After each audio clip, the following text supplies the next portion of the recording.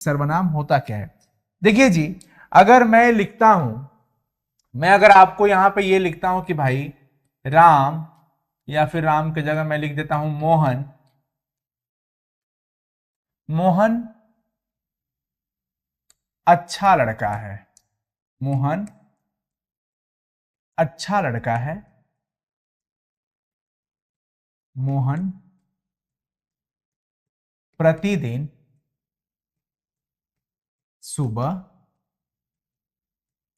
विद्यालय जाता है। विद्यालय जाता है।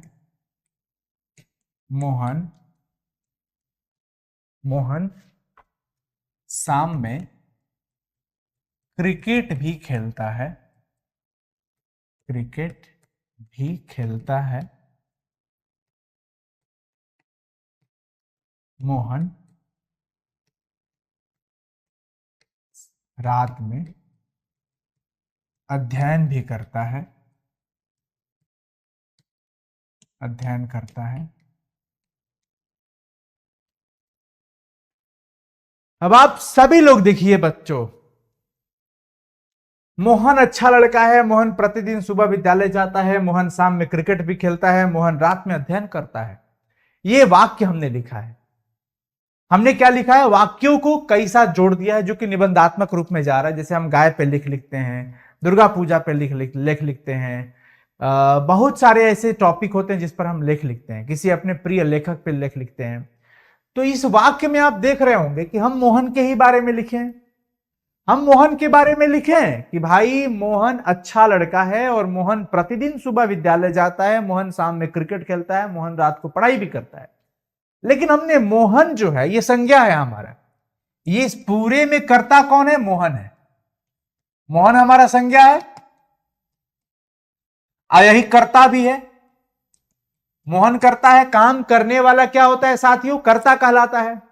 अब समझने की बात है कि मोहन शब्द को हम कितनी बार रिपीट कर दिए।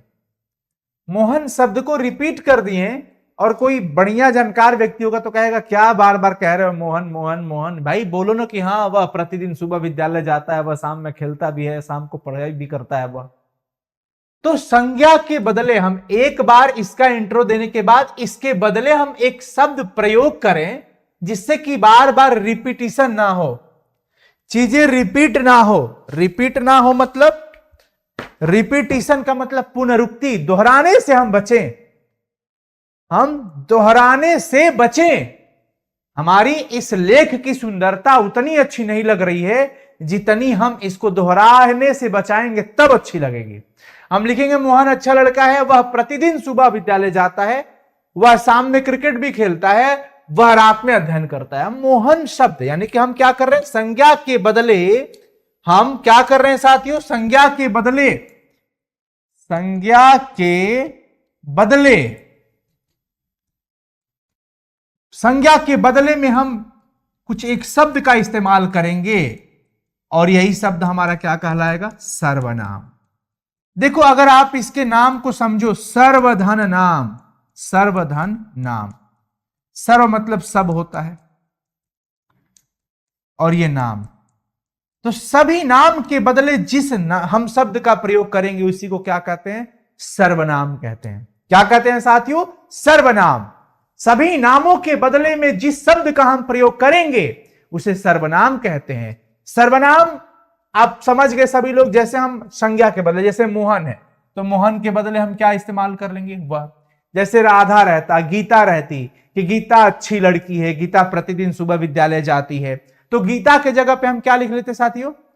गीता के जगह पे हम क्या लिखते थे? वह। लेकिन वह स्त्रीलिंग वाला हो जाता। गीता में हम क्या लिख लेते? वह लिख लेते, स्त्रीलिंग वाला। समझ में आ गया सभी लोगों को? कोई दिक्कत? किसी को कोई दिक्कत है इसमें? किसी को कोई परेशानी? यस नो बताते चले, जब मैं पूछूं तो आप बताते चलो, रिस्पांस देते रहो। सजीव की तरह आपकी एक्टिविटी यहां पे दिखनी चाहिए कि हम सभी सजीव हैं और हम क्लास में उपस्थित हैं।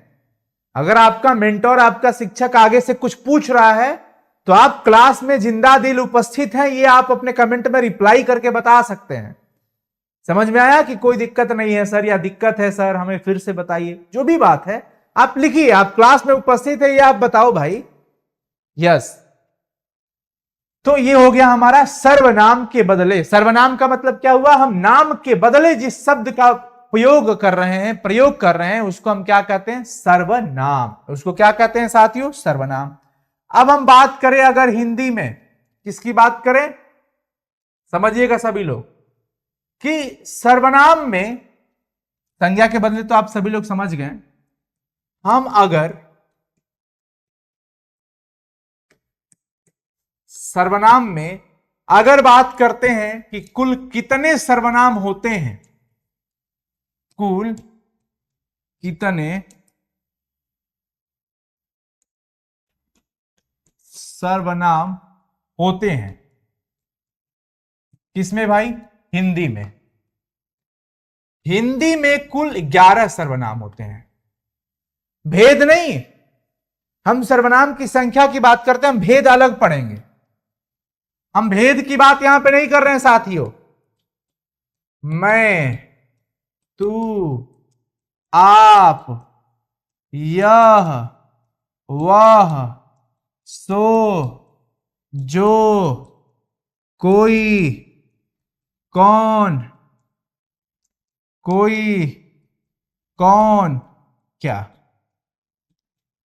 कितना हुआ, 1 2 3 4 5 6 7 8 9 10, और क्या क्या छूट रहा है, मैं, तू, आप, यह, वह, सो, जो, कोई, कौन, क्या। अच्छा हाँ, कुछ छूटा है ना, कोई, कुछ, कौन, क्या, कौन, क्या।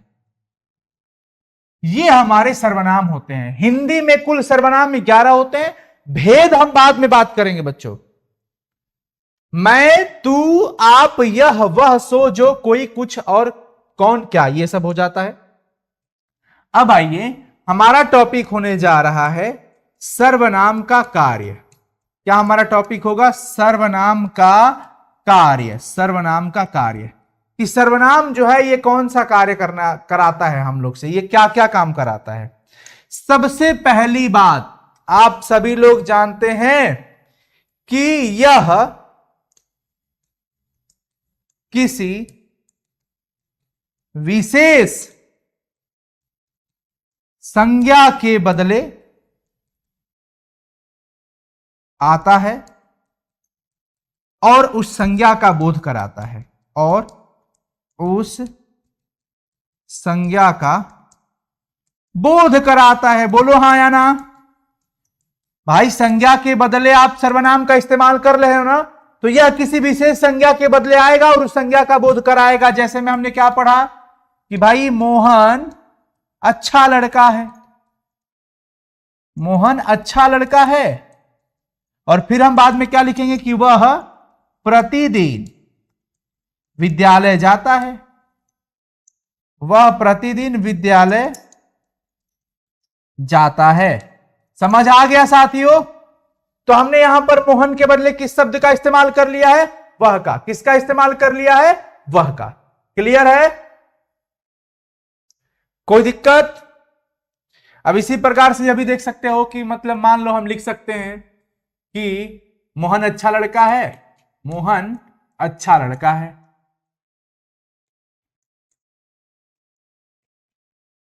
लिख सकते हैं, मोहन अच्छा लड़का है तो लिख ही सकते हैं ना। अब सोचिए, अब पहले जो संज्ञा आई है, नो डाउट मोहन अच्छा लड़का है अगर मैं कहूं तो मैं यह भी बता सकता हूं कि उसके साथ में अपना संबंध भी दिखा सकता हूं। तो संबंध वाला तो हम बाद में पढ़ लेंगे। मोहन अच्छा लड़का है, वह मेरा भाई है, वह मेरा दोस्त है, ये सब भी तो दे सकते हैं ना कि वह मेरा दोस्त है। तो मोहन को संकेत करने के लिए हम वह का इस्तेमाल कर लिए। हमारा इशारा किधर है कि अरे मोहन बड़ा अच्छा लड़का है और मेरा दोस्त भी है।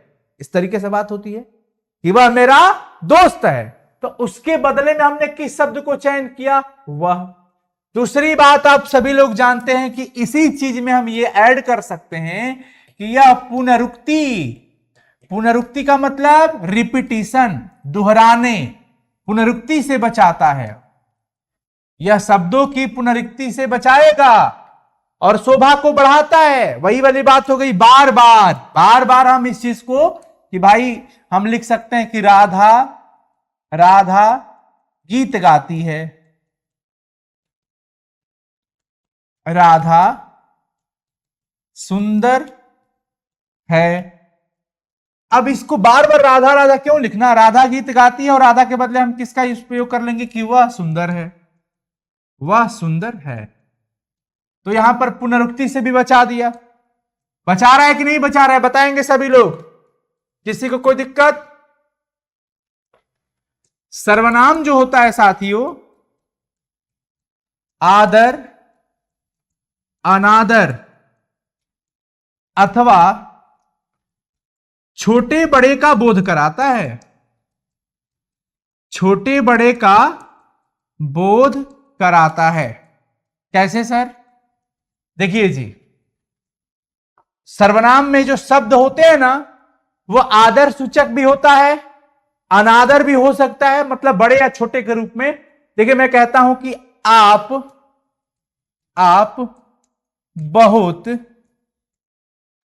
बहुत अच्छे इंसान हैं। तो आप जो मैं कह रहा हूं, आपका मतलब यहां पे क्या हो गया? आदर दे रहा हूं। किसी को आप कह के बोलना मतलब ये आदर हो गया, ये आदर हो गया ना कि आप बहुत अच्छे इंसान हैं। तो आप, मैं अगर कह रहा हूं, समझ रहे हो ना कि आप किसको बता रहे हैं? आदर के लिए बता रहा है। किसके लिए बता रहा है साथियों? आदर के लिए, आदर बता रहा है। अब अगर मैं यही कह देता हूं कि तू जल्दी यहां से भाग, तू जल्दी यहां से भाग, तू जल्दी यहां से भाग, इस तरीके से अगर कोई बोलता है तू यहां से भाग, तो तू जो शब्द लगा, तू जो शब्द लगा यहां पर देखिए सभी लोग, तू जल्दी यहां से भाग, तो तू मतलब ये अनादर को बता रहा है। और यह अनादर बड़ों के लिए नहीं है, ये छोटे के लिए है। तो छोटे के लिए प्रेम शब्द भी हो सकता है, छोटे के लिए, छोटों को हम ऐसे बोल सकते हैं। और ये जो आदर हुआ, ये किसका संबोधन कर रहा है? कि हम बड़े व्यक्ति के लिए ऐसे बोल रहे हैं। बाकी रिश्तों में जो हमेशा बहुत संस्कारी लोग जो होते हैं ना, वो छोटे बड़े को हमेशा से आप कहते हैं, छोटा हो बड़ा हो आप कह देते हैं। लेकिन तू जो शब्द आया वो अनादर को बताया कि तू यहां से जल्दी भाग जा। तो समझ में आ रहा है सभी लोगों को? आ रहा है समझ में सभी लोगों को? तू जल्दी यहां से भाग, तू अनादर का काम कर दिया। तो सर्वनाम जो है साथियों, आदर अनादर इन सारी चीजों को बताता है। अगला आ जाइए, चौथा चीज, यह देखो हमेशा हो सकता है कभी कभी यह दूरी को व्यक्त करे, निकटता की बोध करा दे। यह दूरी तथा निकटता का बोध कराता है, यह दूरी तथा निकटता का बोध कराता है। मतलब क्या हुआ भाई? दूरी तथा निकटता का बोध कैसे कराएगा? अब आप देखो यहां पे आप और तू, ये सर्वनाम है। आप और तू देखो सर्वनाम है। मैं यहां पे लिखा था ना कि तू और आप, यहां पे क्या है? सर्वनाम है। क्या है? सर्वनाम। अब देखो निकटता की बात कर रहे हैं, निकटता में कैसे होगा? मैं कह रहा हूं कि यह कलम मेरा है, यह कलम मेरा है। और मैं कह रहा हूं कि वह वस्तु या वह पुस्तक, देखो अगर मैं लिख रहा हूं यह कलम मेरा है और मैं कह रहा हूं कि वह पुस्तक तुम्हारा है, या वह एक लड़का है, या वह लड़का, या छोड़ो ना, इतना पे काफी हो जाएगा, समझ जाओ, बहुत एग्जाम्पल बहुत हो जाएगा। यह कलम, अगर मैं कह रहा हूं कि यह कलम, मैं कह रहा हूं बच्चों यह कलम, तो यह कहते ही हमें ऐसा लग रहा है कि वस्तु से हमारी निकटता है। भाई भीड़िए वस्तु है, पासे में रखा हुआ है, यह मैं बोल रहा हूं, तो इसका मतलब क्या आ गया? आप समझ रहे हो सभी लोग? समझ रहे हैं सभी लोग?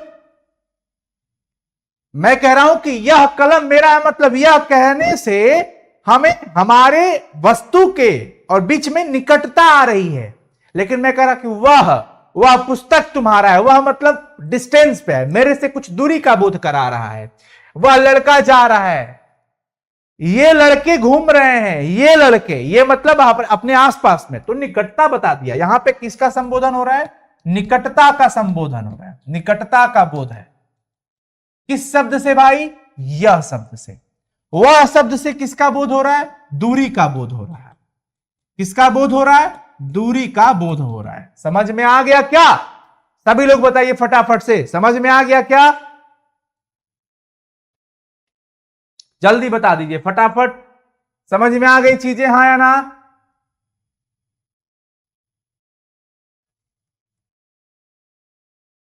चलिए, यस सर, बहुत बढ़िया। तीसरी चीज हो गया, चौथा हो गया, पांचवा देखो। पांचवा चीज अगर मैं बात करूं कि यह निश्चय और अनिश्चय का भी बोध कराएगा। जैसे दूरी और निकटता का करा रहा है ना, तो यह निश्चय तथा अनिश्चय का भी बोध कराता है। अनिश्चय का बोध कराता है। मतलब क्या हुआ सर? बोध कराता है। अब इसका मतलब यह हुआ, मैं कह रहा हूं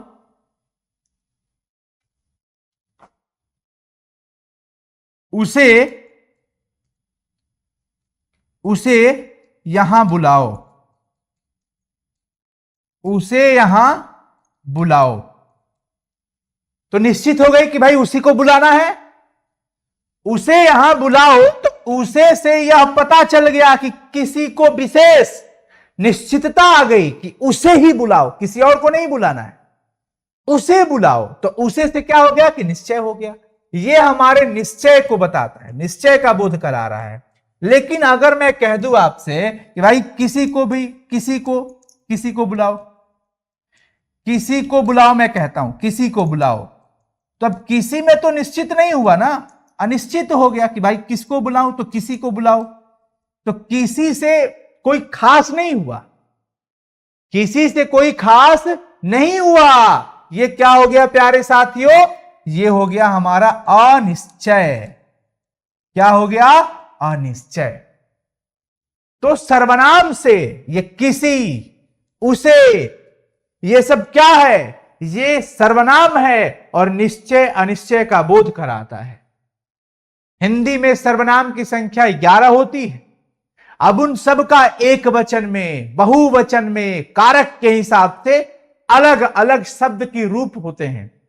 अलग अलग शब्द रूप, जैसे बालका, बालकऊ, बालका होते हैं ना, बालकम, बालकऊ, बालकान, बालकिन, बालकाभ्यम, बालक, इस प्रकार से जो शब्द रूप होता है, उसी प्रकार से मैं, तू, आप, इस सब का कर्ता के चिन्ह के हिसाब से साथियों एक वचन में, बहुवचन में इसके शब्द रूप होते हैं।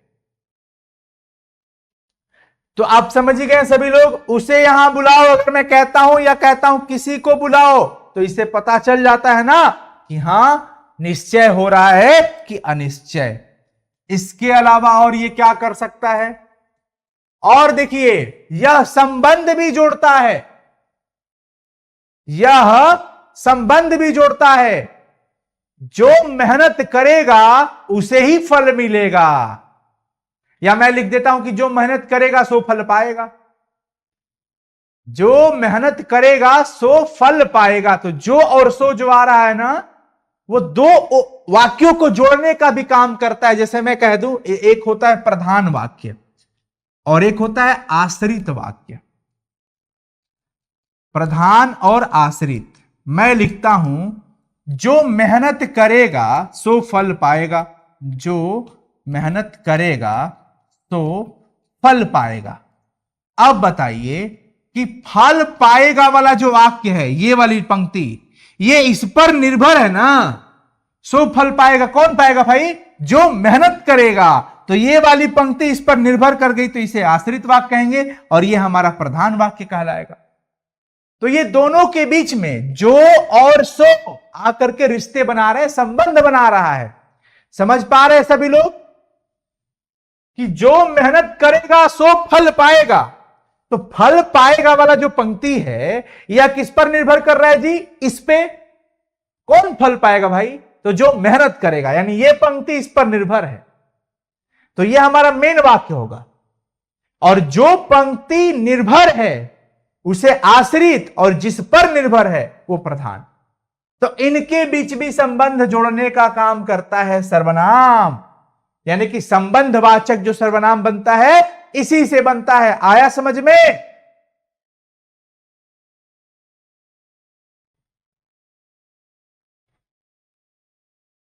चलिए बहुत बढ़िया, आगे आ जाइए। तो हम लिख सकते हैं कि यह क्या करता है?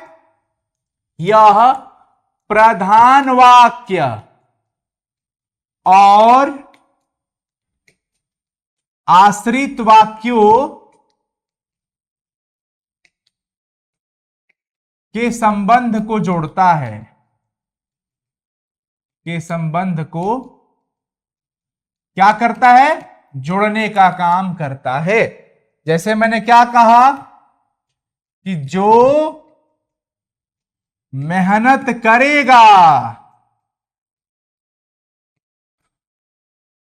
सो फल पाएगा।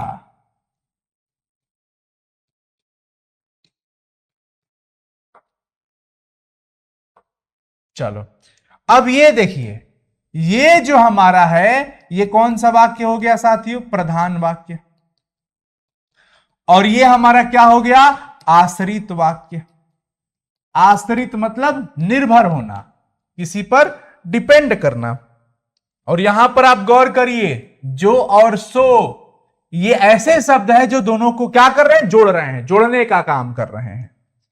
इसके अलावा देख लीजिए, और हमारे पास एक हो सकता है कि यह किसी के अंदर की जो जिज्ञासा है उसको भी विचार को व्यक्त कर सकता है। जिज्ञासा को यह व्यक्त कर सकता है। कैसे सर? जैसे मान लीजिए कि हम घर में पढ़ रहे हैं, मान लीजिए मैं घर में पढ़ रहा हूं और मेरे घर में आप आ गए, तो मैं मम्मी से पूछता हूं कौन आया है? कोई आया है क्या? तो देखिए ये मैं प्रश्न पूछ रहा हूं, अंदर की जिज्ञासा व्यक्त कर रहा हूं, कौन आया है?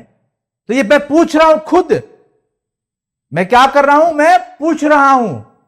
तो मैं अपनी जिज्ञासा को व्यक्त कर रहा हूं। तो ये कौन, जो मैं बोल रहा हूं कि कौन आया है, ये पता तो नहीं कि कौन आया, लेकिन मैं पूछना चाहता हूं। तो यहां पे प्रश्न वाचक वाली बात हो जाइए। तो हम ये कह सकते हैं क्या कि यह जिज्ञासा, जिज्ञासा को व्यक्त करने का काम करता है। कौन? सर्वनाम। जैसे भाई क्या हो गया? जैसे पूछा गया क्या? जैसे में कि कौन बोल रहा है? अनुआ बोल रहा है। और कौन बोल रहा है? मतलब अनु सर बोल रहे हैं। कौन बोल रहा है? कौन आया है? कोई नहीं आया है। फालतू बात क्या है पूछ रहे हैं कि कौन आया है? कहां कोई आया है? तो कौन बोल रहा है साथियों? अब ये जानने की इच्छा है।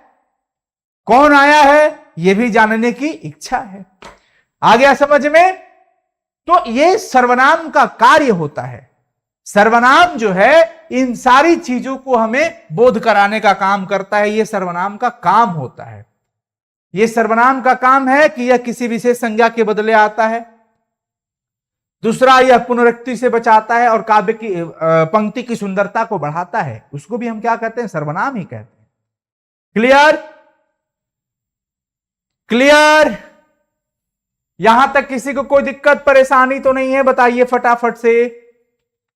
किसी को कोई दिक्कत परेशानी तो नहीं है? अब इन सभी चीजों के आधार पर हम ये कह सकते हैं कि इनके 6 भेद होते हैं। देखो हमारे यह जिज्ञासा को व्यक्त करता है। इसमें कौन, क्या, ये सब हो रहा है ना।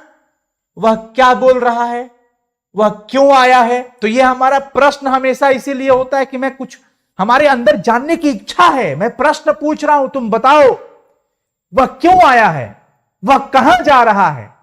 अब ये जिज्ञासा को जो व्यक्त किया, इससे हमारा कौन सा सर्वनाम का बोध हो रहा है भैया? प्रश्नवाचक का। मैं आपको बताते चलूंगा, यहां पे मैं लिखता हूं, हिंदी में सर्वनाम के 6 भेद होते हैं। हिंदी में सर्वनाम के कितने भेद? सर्वनाम के 6 भेद होते हैं। 6 भेद होता है। अब 6 में सबसे पहला हमारा हो जाता है पुरुषवाचक सर्वनाम। पर्सनल प्रोनाउन कहते हो ना जी, पुरुषवाचक सर्वनाम। सर्वनाम लिखना जरूरी है, समझ नहीं जाओगे। दूसरा निश्चयवाचक सर्वनाम, क्या कहेंगे? निश्चयवाचक। तीसरा अनिश्चयवाचक सर्वनाम, क्या कहेंगे जी? अनिश्चयवाचक सर्वनाम। चौथा प्रश्नवाचक सर्वनाम, प्रश्नवाचक। चौथा। पांचवा संबंधवाचक सर्वनाम, संबंधवाचक सर्वनाम। और छठा हमारा क्या हो जाएगा? निजवाचक सर्वनाम, निजवाचक सर्वनाम, निजवाचक सर्वनाम। देखिए जी, मैं आपको बहुत सीधे सीधे कहता हूं, पुरुषवाचक का मतलब क्या हुआ? कहने वाला, कहने वाला, सुनने वाला, और जिसके बारे में बात हो रही है वो, जिसके बारे में बात हो रही है वो, उसी को क्या कहते हैं बच्चों? पुरुषवाचक सर्वनाम कहते हैं। क्या कहते हैं? पुरुषवाचक सर्वनाम कहते हैं। पुरुषवाचक। क्लियर है?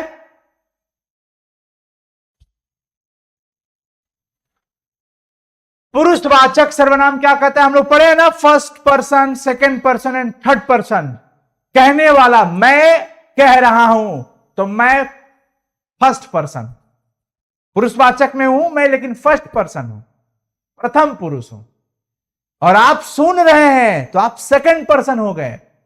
लेकिन हम किसके बारे में बात कर रहे हैं? सर्वनाम के बारे में। तो वो हमारा क्या कहलाएगा? चाहे फलनवा के बारे में, चिलनवा के बारे में, मिलनवा के बारे में, किसी के बारे में बात करें, वो हमारा थर्ड पर्सन हो जाएगा। तो पुरुषवाचक सर्वनाम का मतलब क्या हो गया? कि हमेशा बोलने वाला, यानी कि कहने वाला, सुनने वाला, और जिसके बारे में बात हो रही हो, उसको क्या कहते हैं प्यारे साथियों? पुरुषवाचक सर्वनाम। समझ में आ गया क्या? एक बार बता देंगे सभी लोग, हाँ या ना, फटाफट से। यानी कि जिस सर्वनाम से बोलने वाले, सुनने वाले और जिसके बारे में बात हो रही है उसका बोध हो, उसे पुरुषवाचक सर्वनाम कहते हैं। उसे क्या कहते हैं? पुरुषवाचक सर्वनाम कहते हैं। जिस सर्वनाम से कहने वाला, सुनने वाला और जिसके बारे में बात हो रही हो उसका बोध हो, उसको हम क्या कहते हैं? पुरुषवाचक सर्वनाम। यानी कि जैसे मान लो, कहने वाला कौन है? मान लो मैं कह रहा हूं तो कहने वाला मैं। सुनने वाले कौन है? आप हैं। किसके बारे में बात कर रहा हूं भाई? अन्य, अन्य के बारे में बात कर रहा हूं। यह, वह, वे लोग, दे लोग, सब हो जाए। क्लियर है? अब देखो, दूसरा हमारा आ रहा है निश्चयवाचक। जैसे हमने निश्चय में क्या पढ़ा? हमने पढ़ा कि सर्वनाम का एक कार्य होता है जो निश्चय और अनिश्चय का बोध कराए। निश्चय का बोध कराता है, निश्चय और अनिश्चय का बोध कराता है, उसको हम क्या कहते हैं? दूरी तथा निकटता में इसमें भी निश्चय अनिश्चय का बोध करा रहा है। यह, वह, आप समझ रहे हो ना? उसे, किसी, ये सब निश्चय का बोध कराता है। तो उसे हम क्या कहते हैं? जो निश्चय का बोध, निश्चय, जिस सर्वनाम से निश्चित कार्य का बोध हो, निश्चितता का बोध हो, और जिससे अनिश्चितता का बोध हो, उसे क्या कहते हैं साथियों? अनिश्चय सर्वनाम। क्या कहते हैं जी? अनिश्चय सर्वनाम। अब देखिए, अगर मैं आपसे कहूं कि एक बात बताओ, किसी कौन सा सर्वनाम है? किसी, किसी मैं बोल रहा हूं, तुम लोग कुछ और मत समझना, मैं किसी की बात कर रहा हूं। किसी, बताइए सभी लोग, किसी कौन भाई? कौन किसी? निश्चितता नहीं है तो ये अनिश्चितता हो गया। कुछ, कुछ दीजिए ना, क्या दूं? कुछ दीजिए ना। क्या? आटा, चावल, नमक, तेल, रुपया, पैसा, कपड़ा, क्या? कुछ दीजिए ना, कुछ कुछ जो आ गया ना, कुछ कहिए ना, कुछ सुनाइए ना। क्या सुनाओ? कुछ भी सुनाइए ना। तो कुछ मतलब निश्चितता नहीं है, अनिश्चितता आ गई। क्या आ गया साथियों? अनिश्चितता हो गई। तो ये सब जो हो जाते हैं अनिश्चय। अब मैं कहूं यह, मैं कहूं वह, तो यह निश्चित है। यह, तो हम किसी विशेष के बारे में बात कर रहे हैं, तो वह हमारा निश्चित हो जाएगा। और जिससे प्रश्नवाचक चिन्ह का बोध हो, जिस सर्वनाम से प्रश्नवाचक शब्द का बोध हो, उसे हम क्या कहेंगे जी? प्रश्नवाचक। जैसे हमने कह दिया कौन, कौन आया है, कौन आया है, तो कौन से क्या हो गया? क्यों आया है, ये सब क्या हो जाएगा? प्रश्नवाचक। क्वेश्चन की बात हो रही है इसमें। संबंधवाचक का मतलब जो संबंध बता रहा था, जैसे हमने पढ़ा जो, सो, जिसका, उसका, हमने ये सब पढ़ा। ये संबंध को बताता है। किसके बारे में बताता है बच्चों? संबंध के बारे में बताता है कि जिसने यह काम किया है उसी को इसका परिणाम मिलेगा। तो जिसने, उसने, ये सब जो आता है ना, जो, सो, ये सब इत्यादि क्या कहलाता है साथियों? संबंधवाचक। मैं एक सवाल करता हूं आपसे, नदी में कोई तैर रहा है। अब बताइए इसमें जो कोई शब्द है, इस वाक्य से किस प्रकार के सर्वनाम का बोध हो रहा है? नदी में कोई तैर रहा है। अब कौन तैर रहा है पता नहीं है। कौन सा सर्वनाम का बोध होगा? अनिश्चय सर्वनाम का, अनिश्चयवाचक सर्वनाम का बोध होगा। किसका? अनिश्चयवाचक का। मैं कहता हूं मम्मी कुछ खाना खिला दो, कुछ खाना खिला दो। अब क्या है भाई? कुछ। तो ये कुछ क्या हो रहा है? अनिश्चयवाचक में जाएगा। कुछ किसके बारे में बता रहा है? अनिश्चितता के बारे में बात हो रही है। किसके बारे में? अनिश्चितता के बारे में बात हो रही है। मैं कहता हूं राम अच्छा लड़का है, तो यहां पे कर्ता राम हो गया। राम के बारे में बात हुई, राम एक पर्सन, तो पुरुषवाचक हो गया। ठीक है, तो मैं या तो कह रहा हूं तो मैं बोल रहा हूं, तो मैं हमेशा क्या होता है? पुरुषवाचक। वह पुरुषवाचक में ही आएगा, लेकिन अन्य की बात। अब समझिए, निजवाचक का मतलब स्वयं से ही।